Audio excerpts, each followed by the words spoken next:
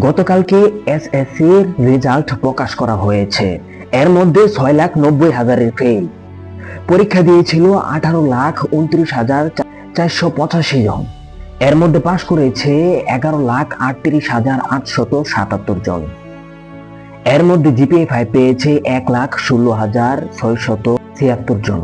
এই বছর পাশের হার ছিল 62.25%, আর 2025 সালে পাশের হার ছিল 68.45%।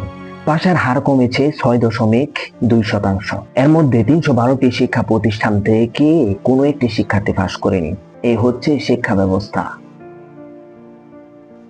এই সংকটের কারণ বের করা উচিত, কোথায় ঘাটতি রয়েছে, কোথায় কি পরিবর্তন আনতে হবে, এটা ওই হেলিকপ্টার মিলনের খতিয়ে দেখা উচিত এবং সেই অনুযায়ী ব্যবস্থা নেওয়া উচিত। আর এই এসএসসি পরীক্ষা থেকে ফেল করে অনেকে বাড়ি থেকে পালিয়ে গিয়েছে, এরকম হাস্যকর ঘটনাও আমরা দেখেছি। ধন্যবাদ আপনাদেরকে যারা এতক্ষণ আমার এই ভিডিওটি দেখেছেন। আপনাদেরকে বলবো প্লিজ আপনারা ফলো করে যাবেন।